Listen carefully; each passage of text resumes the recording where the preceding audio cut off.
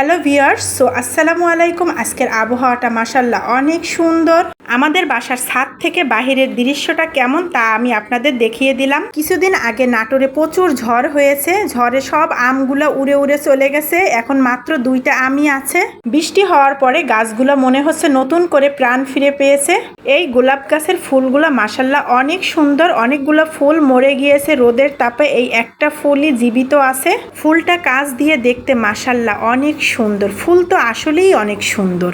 ঝড়ে আমেরই ক্ষতি হয় না, আমড়াগুলোরও অনেক ক্ষতি হয়েছে। অনেক আমড়া বাতাসে পড়ে গিয়েছে।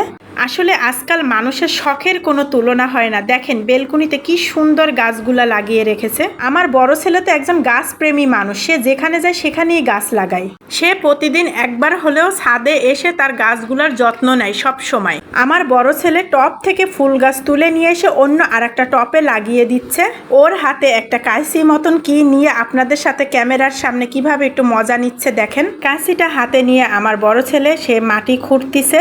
ফুল গাছটা তখন ভালো মতন লাগানো হয় নাই দেখে মাটি খুঁড়ে ভালোভাবে গাছটা লাগিয়ে দিচ্ছে। মাটি খুঁড়তে খুঁড়তে কি একটা পেয়েছে সেটা নিয়ে সে আবার ভাষণ দিচ্ছে। আমার ভিডিও মাশাআল্লাহ এখন অধিকাংশ মানুষই দেখে, তারপরও তারা ফেসবুক পেজ ফলো দেয় না এবং ইউটিউব চ্যানেল সাবস্ক্রাইব করে না। আপনারা যারা আমার ফেসবুক পেজ ফলো করেন না এবং আমার ইউটিউব চ্যানেল সাবস্ক্রাইব করেন না, প্লিজ আপনারা আমার ফেসবুক পেজ এবং ইউটিউব চ্যানেল সাবস্ক্রাইব এবং ফলো করে দিবেন। আমাদের কথার ফাঁকে ফাঁকে বাবুর গাছ লাগানো কমপ্লিট হয়ে গিয়েছে। সে আবার গাছগুলোতে হাত বুলিয়ে দিচ্ছে।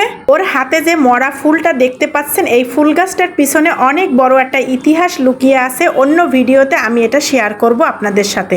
এছাড়াও ও টপে অনেকগুলো ঢেঁড়স গাছ লাগিয়েছে, সেগুলোও সে বারবার করে দেখতেছে। মাশাআল্লাহ গাছগুলো বৃষ্টি পেয়ে বেশ অনেকটাই বড় হয়ে গিয়েছে। বাড়িওয়ালা আঙ্কেলের লেবু গাছে মাশাআল্লাহ সারা বছরই কম বেশি লেবু থাকে, কিন্তু রোদের কারণে লেবুগুলো পুড়ে একদমই হলুদ হয়ে গিয়েছে।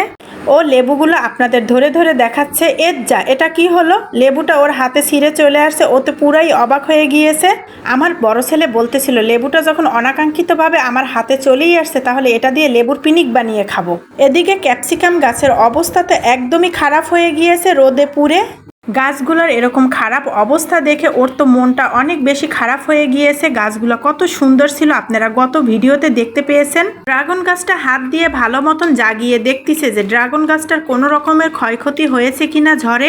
আল্লাহর অশেষ রহমতে ড্রাগন গাছের কোনো রকমেরই ক্ষয়ক্ষতি হয় নাই। ড্রাগন গাছ হাত দিয়ে ধরে দেখতে যে ওর হাতে ড্রাগনের কাঁটাও ফুটে গিয়েছে। হাতের কাছিটা এখন বালতির ভিতর পানি আছে, পানি দিয়ে বাবু ভালো মতন পরিষ্কার করে রেখে দিবে। কাছি ধোয়া শেষ করে এখন আবার বাবু চলে গেছে অন্য গাছগুলো ভালো মতন দেখার জন্য। তো ভিউয়ার্স, আজকে আমাদের ছাদ বাগানের ভিডিওটা এ পর্যন্তই। আপনারা সবাই সুস্থ থাকবেন, ভালো থাকবেন এবং আমাদের জন্য বেশি বেশি দোয়া করবেন। আমরাও যেন সুস্থ থাকি, ভালো থাকি। আসসালামু আলাইকুম।